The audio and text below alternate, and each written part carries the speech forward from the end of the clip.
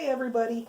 I have been watching a lot of people use in a Griffin Empress and struggling with keeping the paper in place with the die to emboss, and this is a technique I've come up with, and I hope you find it helpful as I demonstrate it here. First I'm going to show you, I have my A-plate, my magnetic mat,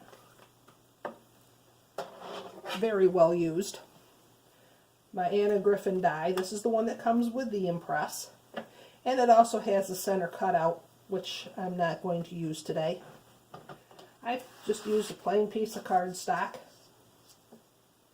and then I'm going to put on my top plate.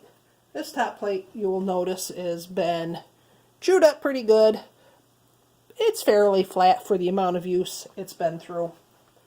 And this is my go-to machine. It stays in place in my craft room, plugged in, ready to go all the time. So here we go. The popping and the clicking, the cracking sounds are normal. After you cut, you want to twist this plate off. You want to try to break the static electricity so you don't lift it out. Place your magnetic or your embossing mat on top. Put this plate back. I know this is too thick to run through the machine at this point. This is my trick. I flip it over. Again, twisting to help break that static electricity.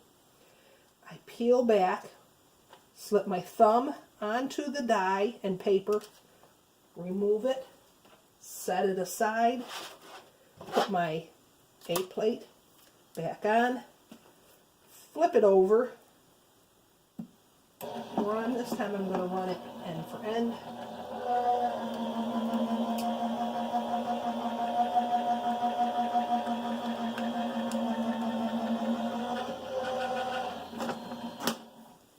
I'm done. The embossing mat will get a lot of static electricity, but I don't have to worry about the placement because I've already embossed. But to play it safe, I slide my fingers under, lift, set aside, pull this back. My scrap cardstock and my embossed piece of cardstock. And I hope you can see the detail in this die. It has beautiful detail when you emboss. And that's how I use it for an Griffin one. Here's one that I did a little heavier cardstock and quite a bit in a color, hoping to get the detail in this as well. There. Now if you have smaller dies, such as, let me set that aside, this butterfly, which will have to be, you can see there's quite a bit of detail in it, and this rose, set of 3 roses and leaves. These are not Griffin dies, and I will show you how I do theirs. Again, I'm going to start with my A-plate. This is a designated plate for the bottom. A couple mistakes, used it wrong time, place. My magnetic mat. Now I'm going to take my die. See the discoloration? I've used it for foiling, as you can see in that piece. I'm going to take a piece of purple tape, put it on top. I do like this purple tape. I can use it and reuse it. That one is in position. And then I think I will take this roses, and I'm going to set it up on a piece of scrap from the other piece I just cut. Just so you can see me cutting more than one. Another little piece of purple.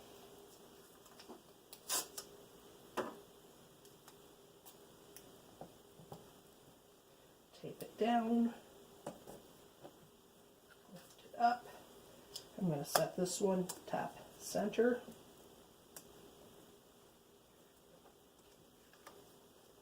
Make sure that that's stuck down.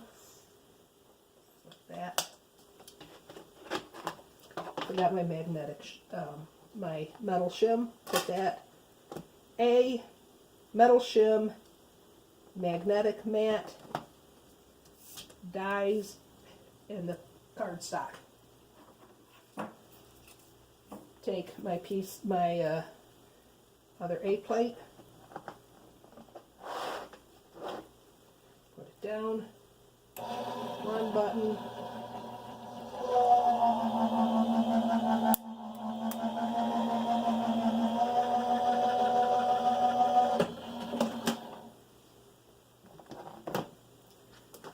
Again, twist it off, embossing mat on, A plate back on, flip it over,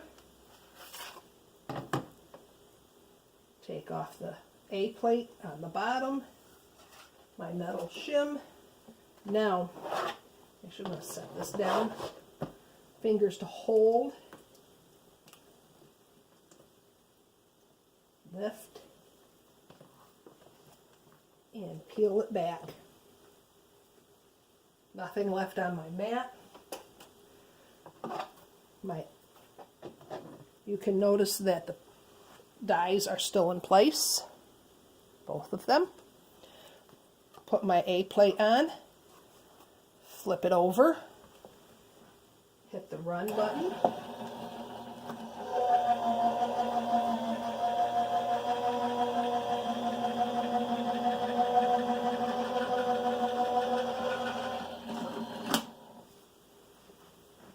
Again, I'm going to slide my fingers between to break the static. Lift, set aside. Lift, set aside. Didn't grab that like I should have. Peel off my purple tape.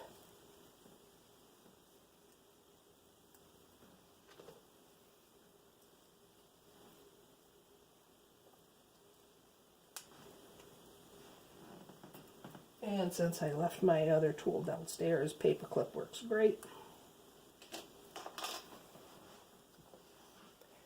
And I hope you can see the detail in the roses and the leaves.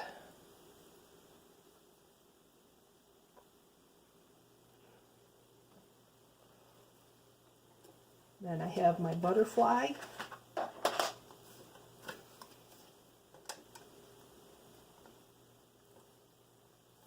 And purple tape aside. I think I've used this piece of purple tape 5 or 6 times.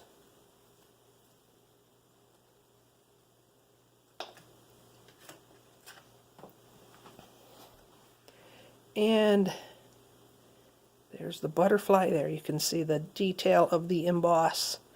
And I didn't have to worry about anything sliding out of the die. The die was able to cut it, and then I was able to emboss it. I hope you find this helpful. Thank you. Bye.